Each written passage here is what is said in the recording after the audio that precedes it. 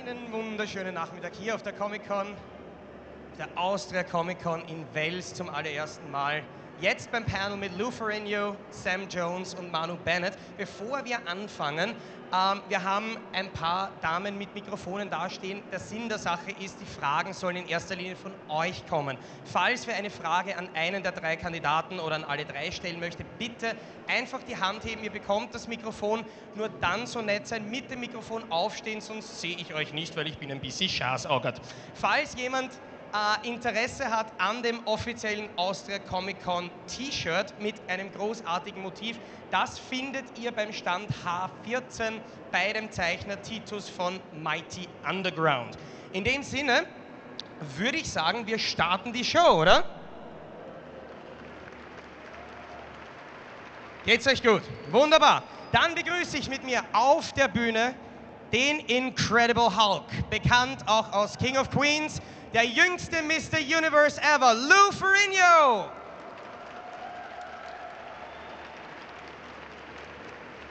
Außerdem bekannt als Flash Gordon, ganz wichtig, Flash Gordon mit A geschrieben, Sam J. Jones.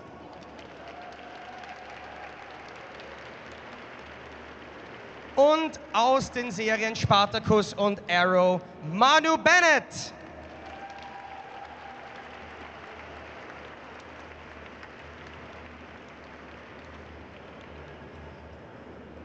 So, actually, this is the first time the three of you share a stage, even though you have a lot of things in common. You're all actors, you're all bodybuilders, you even have other artists' roots in your family. Your dad's a singer, your mom's a model. Basically, how do you define bodybuilding? Is it for you a form of sport or a form of art or everything? Ask the master. This guy knows all about that. Okay, it's a good thing we like each other. Anyway, thank you for coming. We really appreciate your hospitality. Hello? Lou, stop yelling into the mic. Okay, I'll talk to you like this. Wait till Sam gets it. Wait till Sam. Okay. No, I don't have any volume. How about the way I talk now? Use my one. Okay, does that sound better? Okay, thank you. Anyway, you say define bodybuilding. Well, bodybuilding is it's like an art with your own body, how you take your body and you build muscles and learn to balance your body, follows like more size in your bicep and tricep. It's all about symmetry. That's something I've done for 54 years. So now most people are involved doing that. Yeah, whoa, this one's really loud. I think the thing is that, you know, with any art form, you know, whatever it is you concentrate on in art, you have to make that the signal. You have to make that your message. So, you know, I guess, you know, with the bodybuilding, it's the animation of your physique. Now, actually playing Azog in The Hobbit, you know, I had to forget about my physique and actually practice and work on the physique of this giant orc. But, you know, then, you know, due to, you know, I mean, Lou's great talent is that, you know, he was a bodybuilder, but then he became a great actor. So, you know, one of the people like Schwarzenegger who transitioned. Awesome. Me when you were a little kid, you used to watch The Incredible Hulk, and you wanted to have a body like The Incredible Hulk, right? I did, brother. Definitely. I remember watching Sam on Flash Gordon, right, and when I was a kid, and just thinking like, you know, who's this Viking kind of, you know, absolutely kind of like the perfect male kind of big guy. It was funny when we met each other. We're all big. Well, I was a big fan of your work. Well, you know, when we filmed Flash Gordon, I was what, 24 years old? When you're 24 years old, you don't need to work out, okay? It's your youth. But look, you're looking at two iconic guys right here. First of all, Manu, he's got this, I mean, he didn't tell you this, but he had all this physical training growing up. Rugby, a huge top rugby player combined with ballet, am I right? So, I mean, so he not only had the physical macho look, but he had the grace. It still has it. And I know that's helped him a lot in his roles. And then Lou, I've known Lou since 1978 or 1979. 40 years, yeah. And he always told me, he said, Sam, since I'm not a professional bodybuilder, he said, here's how you train, Sam. For a guy like you, do something every day, but don't do nothing. So every day I work out for 5 minutes. Okay. No, I mean, I've figured it out. Look, he's right though. Do something every day. If it's 10 minutes, if it's 20 minutes. For instance, if I can't find a pull-up bar, maybe when you guys leave, I'll climb halfway up this little stand here, and I'll do a couple pull-ups. I'll go outside and find a tree limb, and I'll do some pull-ups. But do something every day. Don't do nothing. Sam, you know you just made a promise, right? And that's your applause for keeping that promise.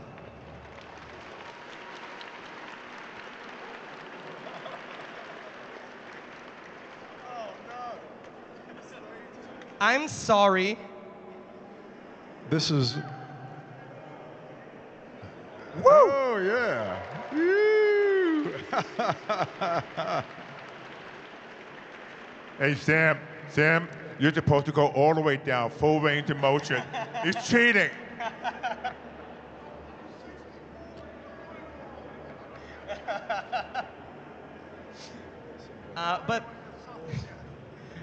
Manu, when we mentioned both your rugby playing and your ballet dancing, I was just thinking, how do these two things go together? I mean, are you like the guy, yes, in my free time I like to rapture people's scrotums, but I also like to dance? You know, look, I got involved in the arts really because, unfortunately, when I was younger, I lost my mother and my brother in 2 different car accidents. So, you know, I had this really mixed up young emotion. You know, I was angry. I was very angry, you know. But I was also very sensitive, and I missed my mother and brother terribly. So I had the choice to fight and be aggressive, or take something like ballet and try to finesse all of that emotion into a smaller, emotional kind of touchy-feeling, softer kind of art form, okay? Now, how the two things worked for me in the long run was that when I played, say, Crixus in Spartacus, you know, I knew how to get out there and roar like I thought the world had betrayed me. I knew how to do that. But then I also knew how to reach through those bars and try to touch Navia's finger with a longing that I'd forgotten what love was, or I'd forgotten what the connective tissue of a man and a woman was. And, you know, reaching for my mother, something Freudian in that way, you know. But so you know, I was lucky at a young age that I chose to do some things with that terrible negative impact on my life. And you know, the arts were really a way for me to get through that process.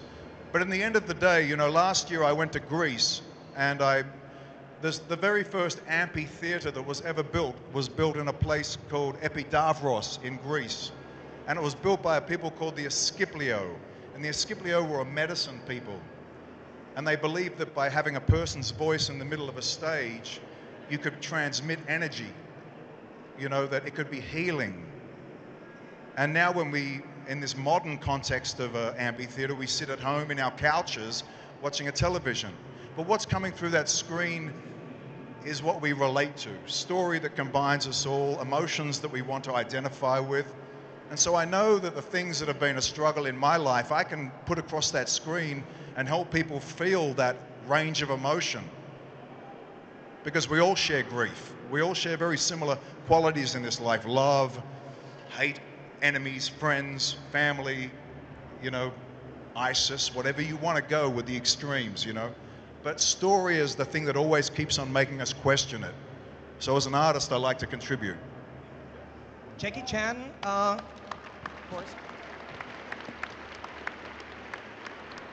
Jackie Chan once described his form of martial arts and fighting choreography in movies as not actually fighting or violence, but rather dancing. So when you star in a very, very violent show like Spartacus, how much do you think is it violence, and how much do you think is it, let's say, dancing or choreographed art? Well, it's a decision we make as human beings, you know. We either use this or we use this. or we use this. You know, it's really a choice that we always have. Every moment when somebody comes at us and communicates with us, we can choose which part of our signal we choose to give out, you know. And, you know, in Spartacus, you know, I was dancing, you know, like literally, you know, people would say to me, oh, did you have martial arts training and all this sort of stuff? You know, I was spinning around and using my sword and jumping through the air and things like this, mostly because, but then again, I played rugby. So when I played rugby, I ran as hard as I could head first into the other guy, you know, so the two things both contributed. I mean, how do you guys deal with that? How do you feel about how you contribute with the physical role versus the emotional role? Okay, to give you a short idea, myself, when I was very young, I had to overcome adversity. I had a severe...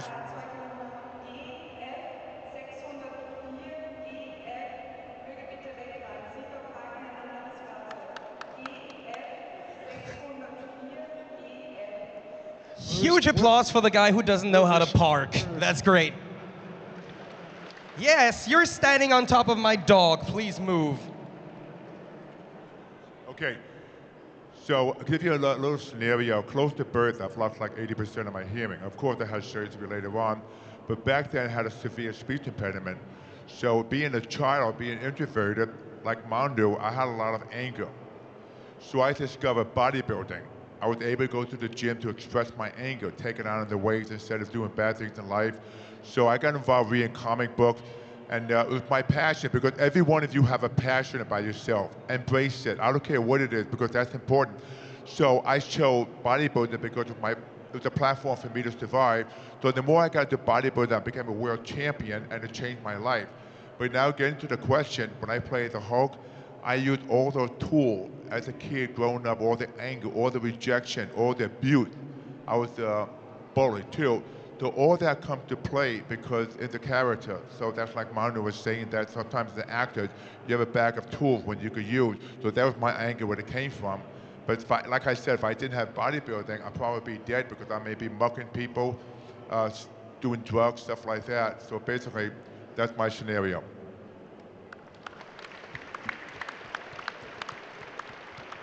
Yeah, I mean, I played Marine Corps football growing up, and that's what, and then I transitioned into the film business. I wanted to be in the Marine Corps for my entire life, and then I started playing Marine Corps football. It's a quick story. So I said to myself, when I started playing Marine Corps football, I said, I'm good. Matter of fact, I'm so good, I think the American National Football League needs me. So I left the Marine Corps. I showed up at a Seattle Seahawks training camp, and they said to me, no, we don't need you, okay? You're not good, okay?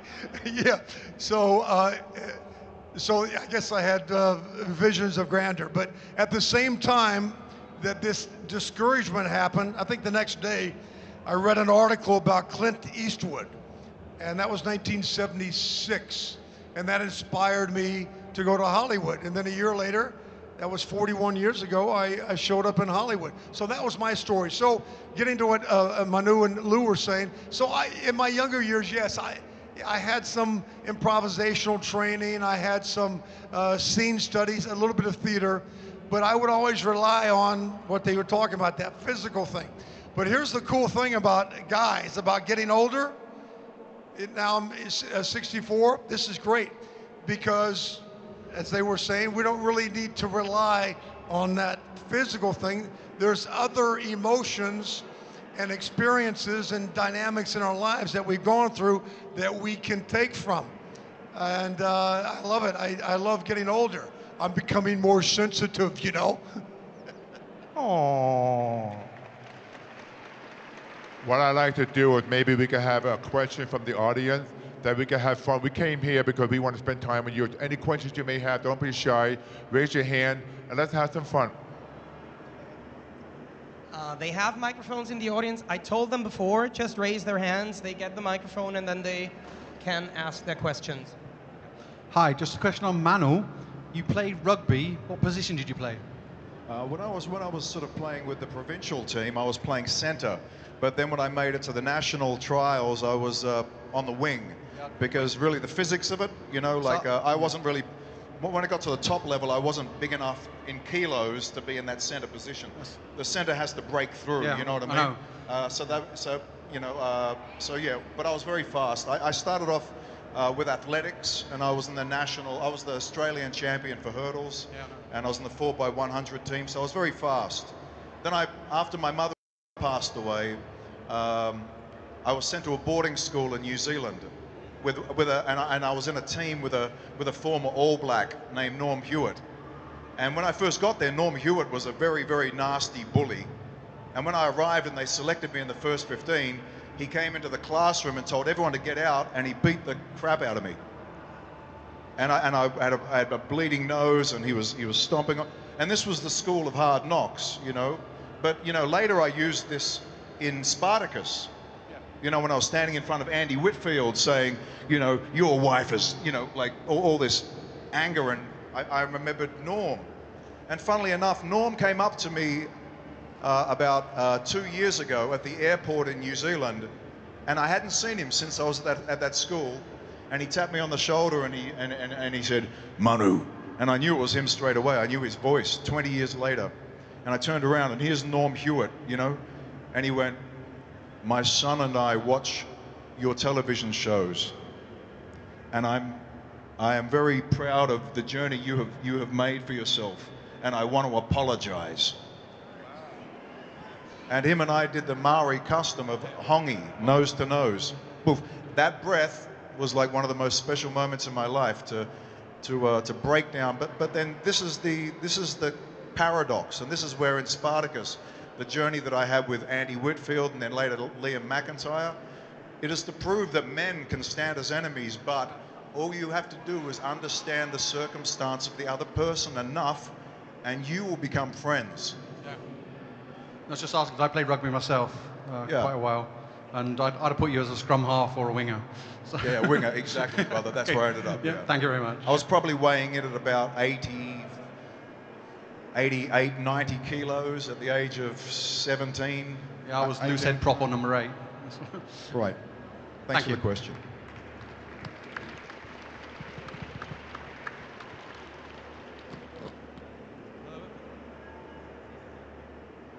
Hello? Hello. Maybe I need to talk louder. Okay, now you hear me. Okay, we're awake now. Good morning. Good morning, everybody. I have a question for... I'm very sorry. I have a question for Lou, Mr. Ferrigno. Looking back to all your movies and television shows you did, would you say it was more exhausting to fight evil as the Incredible Hulk, or to be neighbors with Arthur Spooner and the Heffernans? The question is, was it easier to play the Hulk? Or be neighbors with the Heffernans and Arthur Spooner on King of Queens? Or was it better for you, easier to play the part in King of Queens? Well, King of Queens is different because you're doing comedy in front of a live audience. The Hulk was different because I showed pantomime. That means acting without speaking. What's interesting that even though the makeup took 3.5 to 4 hours, I was able to show the sensitivity through the makeup. That's what made that character lovable, because I didn't want to be portrayed as a monster, more like a creature. The makeup was horrific. I'll be the first one on the set and the last one to leave. We're talking about like 12 to 14 hours a day. And I've done like 98 episodes. But now when I did King of Queen, you're in front of an audience like 200 people, so you only have like 1 or 2 takes. And when it comes to comedy, you can't be funny. You try to be naturally. It's a beautiful, take the ability to take those words out of the script and convey it to the audience. It's the writing. So it's completely different. I would say the Hulk was harder because it more had to do with the physicality of the show. Thank you. You're welcome.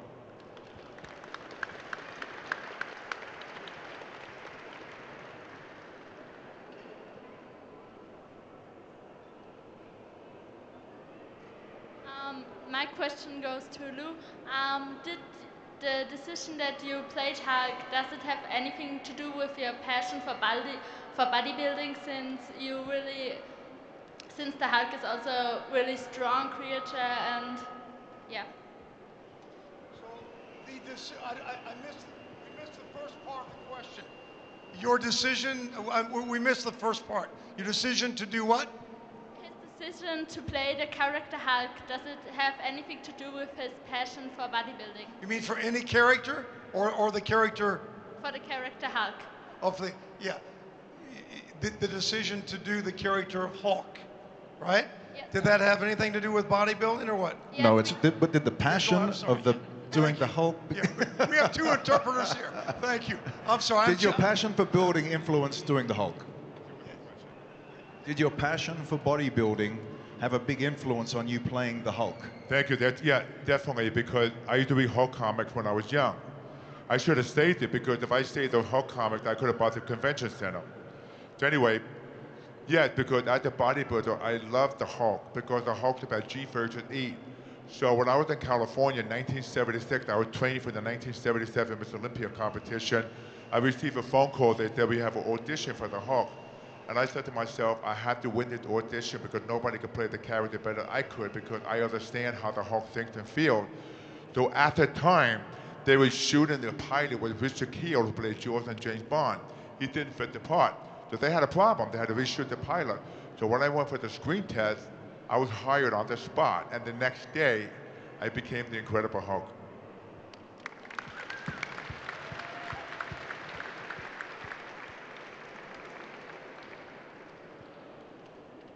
Come on, don't be shy. Let's get a quick, yeah, there is one.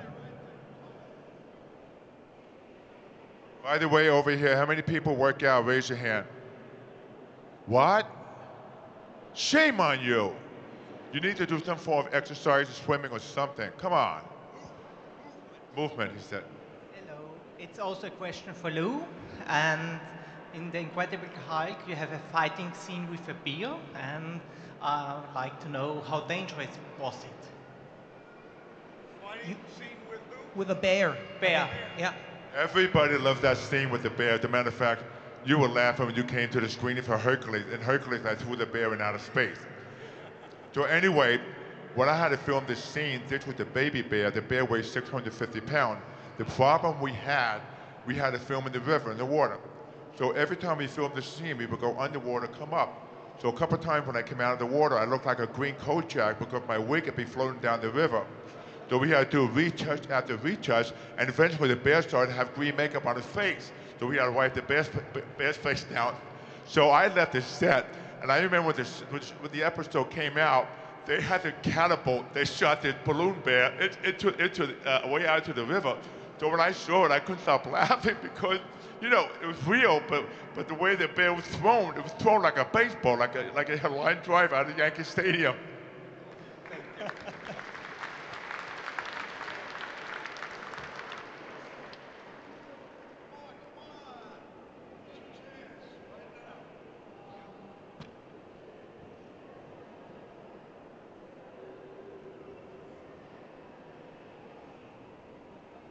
Hello. I have a question for Mr. Jones. You have to interpret for me, okay? No, go ahead. When you saw Flash Gordon for the first time, what was your feeling about the theme song by the greatest band ever, Queen? Oh, it's wonderful. I mean, I didn't, you know, first of all, Queen not only complimented the movie Flash Gordon, but they brought tremendous value to the film. But yeah, you know, a lot of times I'm usually asked, did I ever have a chance to meet Queen? Which unfortunately I did not, because, you know, when movies are made, the actors do their job, and then the footage is taken into a recording studio, and the band comes in and they start viewing and creating. But yeah, I mean, I believe it brought a lot of value to the film. And Queen is iconic as well. Thank you very much.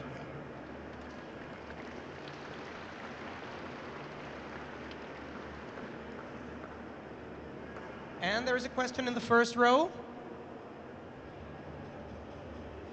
Test, yeah. Okay, I first want to thank you very much to be here. Yeah? And how is it hard to play in front of a blue screen? Because you know it from Spartacus, but you guys, do you have also experience with the blue screen in your time? Yeah, yeah. I mean, really, it's just, you know, trying to create, especially say with Azog, like in Peter Jackson's Hobbit. You know, some creatures are better done with motion capture because the prosthetics, you know, are not seamless. You know, when you come in very close to prosthetics, you start to see, you know, perhaps things in the mouth or on the eyes and things like this. So you know, I mean, there's just a wonderful technology that's involved with green screen and motion capture these days that you can make these great creatures. You know, Andy Serkis was the pioneer of that. You know, making such a wonderful character as Gollum.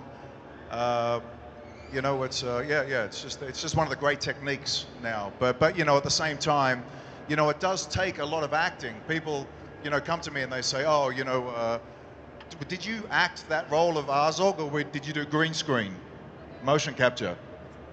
And you go, well, you know, to be honest, as Andy Serkis said, it adds another element to the things you have to bring to your acting skill, because you're playing a creature, you know, or you're playing something that's not your own physical self.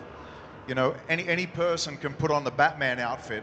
You know, anybody who goes to a party dressed as Batman will go, I'm Batman. And you're like, oh, you're Batman. That was great, you know.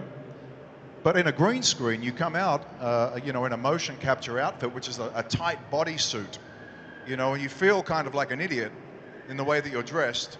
And from that very, very raw position, you then have to create a major character.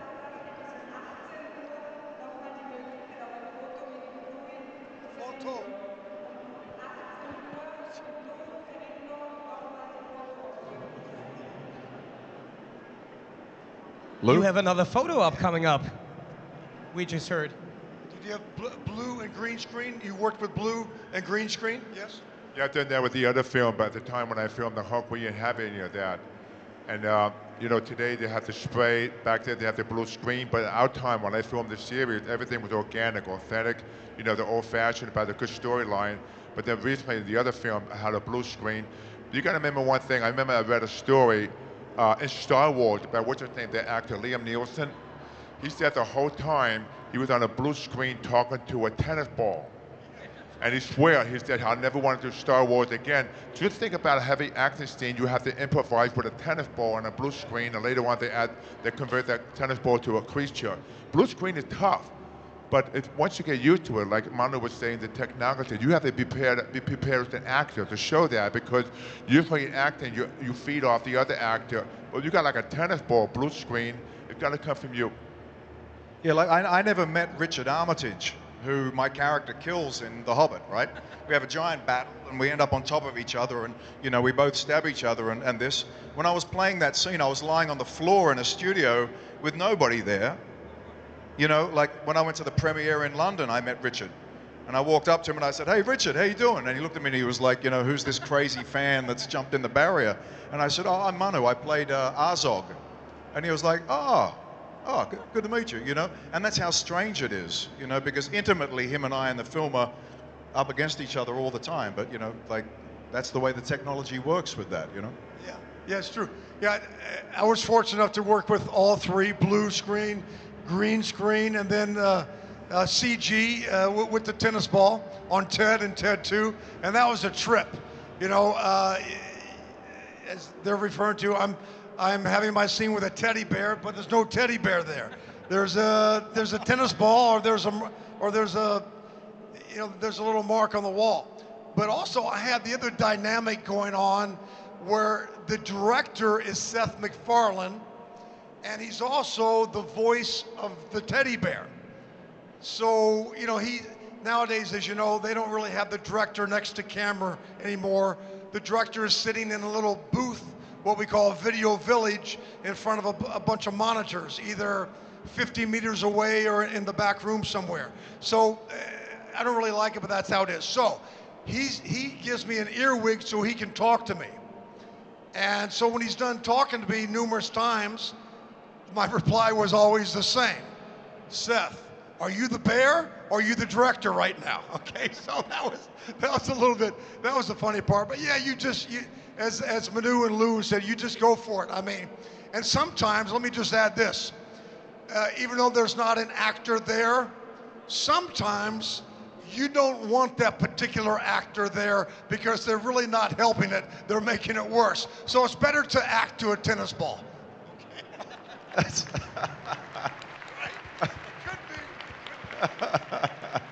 Thank you very much, and I appreciate you're here.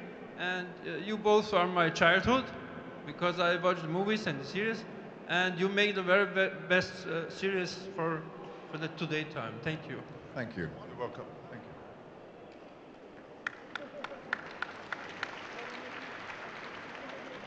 you. One more question. I'm sorry. One more question for you, Lou.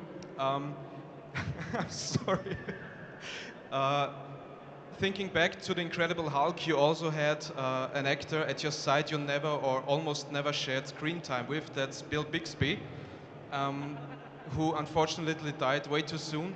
What would you say is your most appreciated memory of Bill Bixby? Well, Bill was a wonderful director, producer, and actor. When I first came on the set, I didn't know anything about acting because I was a fan of his. He did a TV series called The Courtship of Eddie's Father, The Magician. He was a veteran actor. And I remember he took me under his wing. And he was my mentor. I watched him, I studied him, and we got very close because when you're filming a TV series, you spend more time on a series than with your wife and kid. It requires a lot of hours. But my most vivid memories of Bill Bixby, when I told him one day, I said, hey, Bill, you know, as a friend, not as a fan, I watched the show when you were young. You were on the Twilight Zone TV series with Joey Bishop, and you go way back, and I really admire you as an actor. And he laughed, and he said to me, don't worry about it, because he said, thanks for having me on your show, because we were, and still today, I don't care how many Incredible Hulk movies they make, you got Edward Norton, you got Mark Ruffalo, and you have Eric Bana. No one could touch Bill Bixby, because he was the perfect David Banner when he did the TV series, and unfortunately he passed away at the age of 59. And I don't know if you know this, Bill had a son, 8 years old, and the boy died because he was on a ski trip with his mother. And then he came to the set 2 days later to finish filming. You could see tears out of his eyes. And his wife at the time, she ended up committing suicide because she couldn't handle the death of the child. So this man's been through so much, and he's like a father to me. So, I mean, he would be missed. Thank you very much.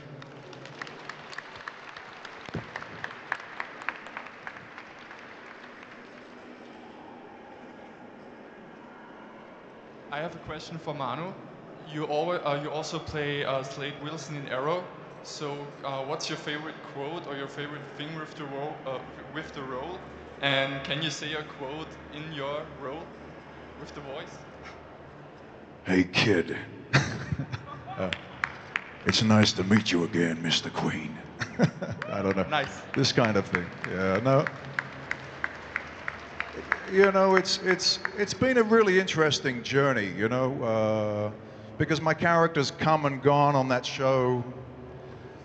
Season 1, Season 2, then nothing until sort of halfway through Season 3, then the end of Season 5, and now sort of Season 6. You know, I always appreciate television characters because you have this length of time to build good story arcs and to evolve as a character. And you know, even telling you my life story, you know, a lifetime is what it takes for any of us to learn anything, you know, and sometimes being on the big screen, you know, for a moment, it's good to sit there in the big screen and go, wow, that's all the money up there on the screen. But you know, when you're working on these sorts of TV shows and you have this long period of time of cooking the character, you know, it's been a wonderful time to be able to drop those one-liners at Stephen Amell's character. You know, it's you know, each time I've gone back up there to do a little part of a storyline, you know, there's always been just little moments that help evolve that relationship. And you know, Stephen and I, when we're on set now, we know how electric it is, and we really love it. You know, I mean, right now there's a film going to come out with Joe Manganiello, and you know, I hope Joe, I wish him all the best, and I hope that he can bring something meaningful to Marv Wolfman's character, Deathstroke, Slade Wilson. You know, at the same time, even though they're saying that there's no Deathstroke on Arrow, there's plenty of time. There's plenty of time, and you know, we'll see what happens there. But thank you. Thanks for watching and appreciating it. Yeah. Cheers.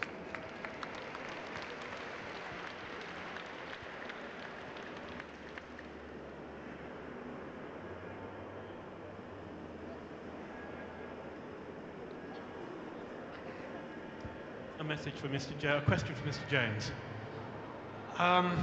You are still the iconic Flash Gordon, but what did you think and which did you prefer of your predecessors, Steve Holland or Buster Crabbe? And if you had a choice, who would you like to see as Flash Gordon when they finally get around to remembering this character and redoing a film?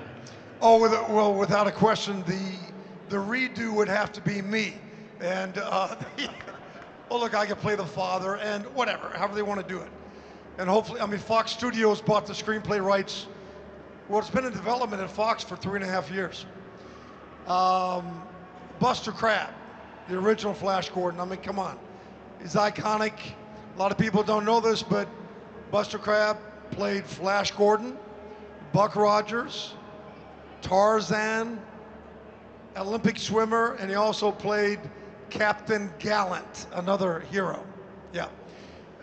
And by the way, when we promoted Flash Gordon, Christmas 1980 into early 81, he actually traveled with me for a couple of months. Wonderful, wonderful. Yeah. One thing and one person to add to that question, actually, because you missed one of the Flash Gordon actors, because there's also Jason Williams. If you ever heard of him. No, because he starred in the 1974 movie Flash Gordon, written with an E instead of an A, and it's kind of a softcore porn parody of Flash Gordon. Okay. Hi, kids. Hi, kids. But it's actually a comedy, so. Flesh. Master of the Porniverse. That's what to say about a lot of porn movies. They're all comedy, right? Yeah, they're all comedy. Yeah, I guess it came out in the early 70s. I was in London filming Flash Gordon, and some of the crew said, hey, mate, we want to take you to show you this other movie, another version of Flash Gordon, but with an E, not an A. And yeah, it was a bit strange. It didn't really help my preparation as the character of Flash Gordon. But anyway, yeah, it's life goes on, huh? Hello, children.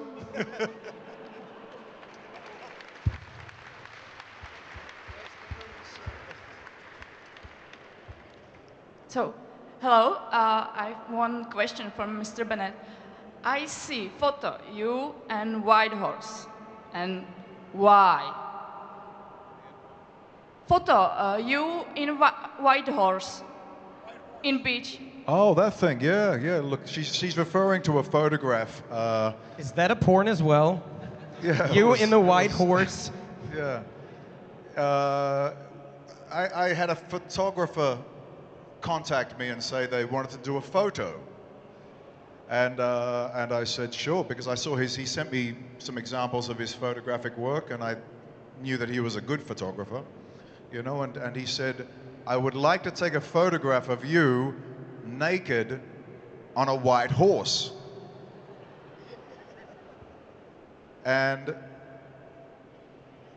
I kind of thought that's such an extreme request. You know, it would be interesting. I thought that artistically there was some merit in it. Look, I did Spartacus, and everyone says to me, "Oh, you were naked." Oh my God, you were naked. We're all naked. You know, I mean, I don't know at what point in our history it all became so taboo to have a body. You know, and for it to be seen in different ways. It can be seen in different ways. You know, me playing Crixus, the persecuted slave. I had one scene where I had to come out and drop everything in front of Lucretia, Domina, and Navia.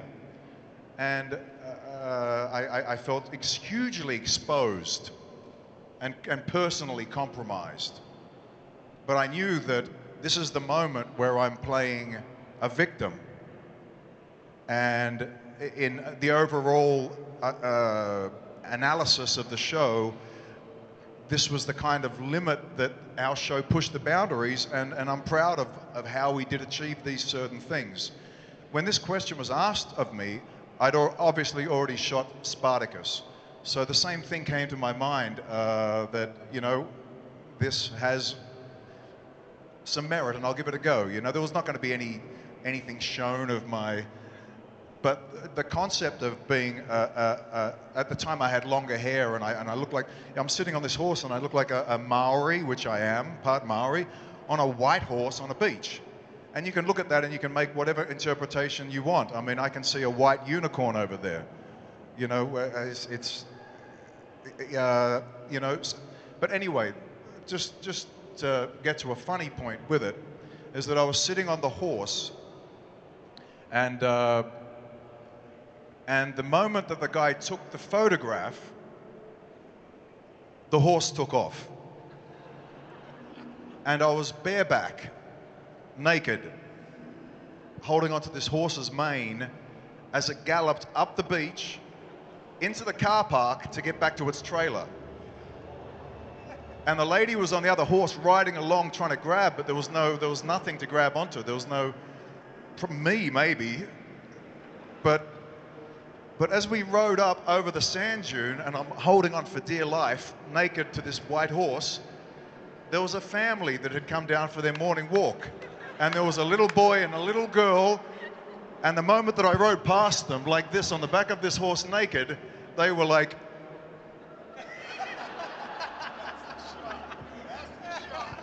and if only for that reason, I'm glad I did that experience. Thank you. I think Sam has one on you when he did Playgirl 20 years before you. Oh, no, he did Playgirl. I mean, yeah, anyway, we won't get into it. Anybody else? Yes. Hey there. I have a question for Lou. What do you think about the new character Hulk in the Avengers? You know, to be honest with you, I'm not a big fan of CGI because it's not human like the series, but on the big screen, that's the direction we're taking. But I think CGI is getting carried away because now the Hulk is flying spaceship, and it's okay, but that's what a lot of people, fans of mine, they watched the original series because it was emotional, it was real, it was authentic, and you know, one helps the other, but you can't equate it.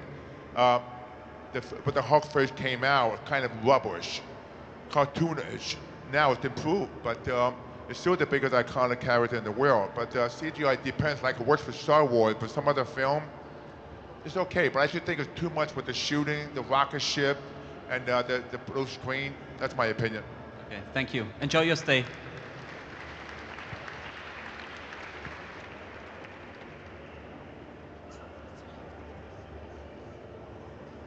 I have one more question for Lou. I think it's incredible because you became one time Mr. Universe and had third place in Mr. How is it called? Olympia? Olympia, right. I won all the titles, runner up to your favorite governor, Arnold Schwarzenegger. Yes. I'll be back. Hey, the man, 70 years old, was still working out, which is great because, you know, he's from Austria. Yeah. And then the two of us, so today we're working out. So anyway, I won Mr. Universe twice. I was the youngest one to win the IFBB Mr. Universe at the age of 21.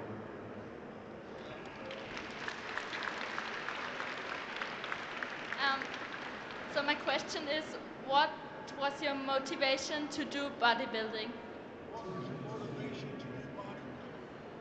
My motivation, because I had an inferiority complex. And I wanted to be somebody. I could not participate in a team sport. But I knew I had good genetics, and I wanted to be a champion. I wanted recognition for people. I wanted people to respect me. I didn't want to be rejected anymore, so I felt that if I could build this body and be the best I can be, that it would take me somewhere to get some attention.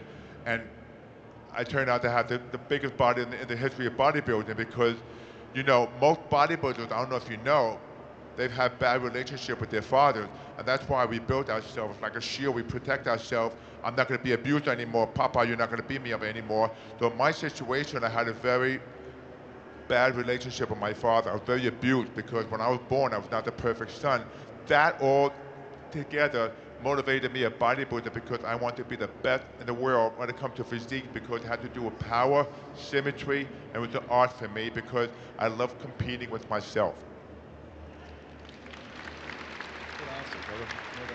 I think we all have, you know, I think the nature of what we do and how it works is that I think everybody has an inferiority complex. You know, we're all vulnerable, hugely vulnerable. And when I go back to that Greek story that I told you before about Epidavros and the reason why they built a performance space in the first place, you know, this world, the healing part of it, you know, art is a massive part of our freedom, of our liberty, our way to look at the way art portrays society. You know, we can't go into the parliament and look at it and understand it. A lot of people are making decisions for us, but we are in control of art, and we do share it freely. So you know, for all of this vulnerability and all this sort of thing, you know, I've met a whole bunch of actors now, my idols when I was growing up. You know, who would have thought, you know, after meeting Sam, you know, when I was a kid and all I could see was this giant blonde-haired, a 100% best-looking male on the screen, but then to learn who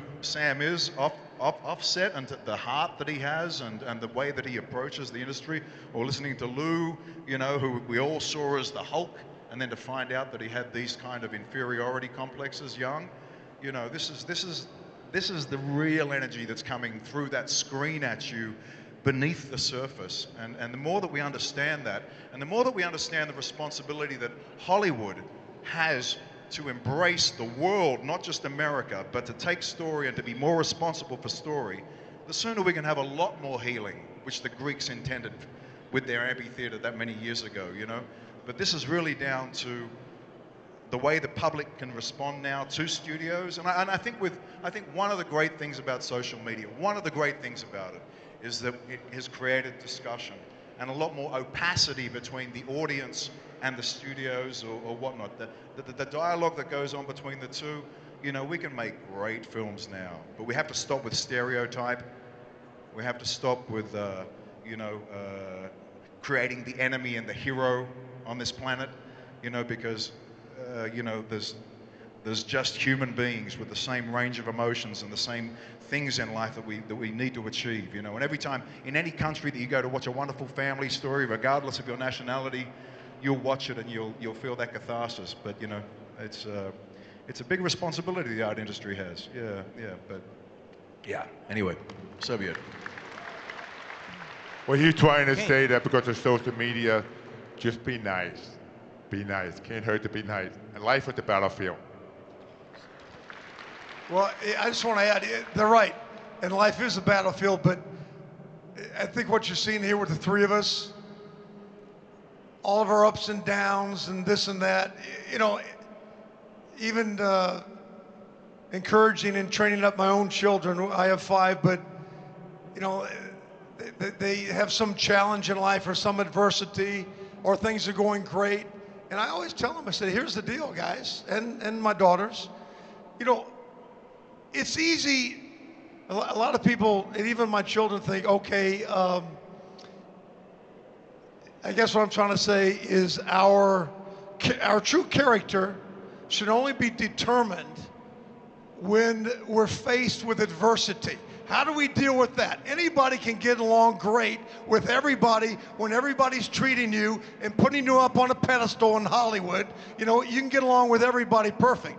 But the true challenge, the true test of our character right here with any of us is, what about when we're faced with real adversity, which we all have? How do we get through that, and how do we end up? Do we just point fingers and say, I'm a victim and it's their fault? Or do we overcome it? And not only overcome it, but are we an example, and do we influence and impact others? I think that has a lot to do with it.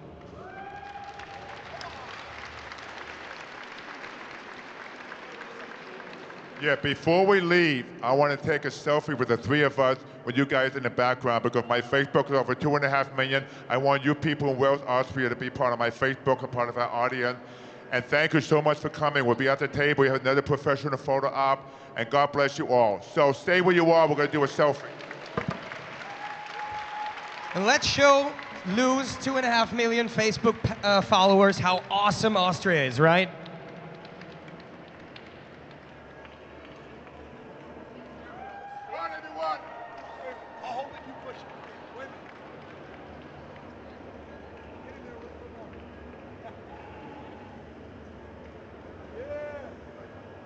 Great, we all fit. So, a huge applause to Lou Ferrigno, Sam Jones, and Manu Bennett, and thanks to our partner, the German Comic Con, for making sure that Manu could be here with us. We'll see each other back tomorrow. Bye.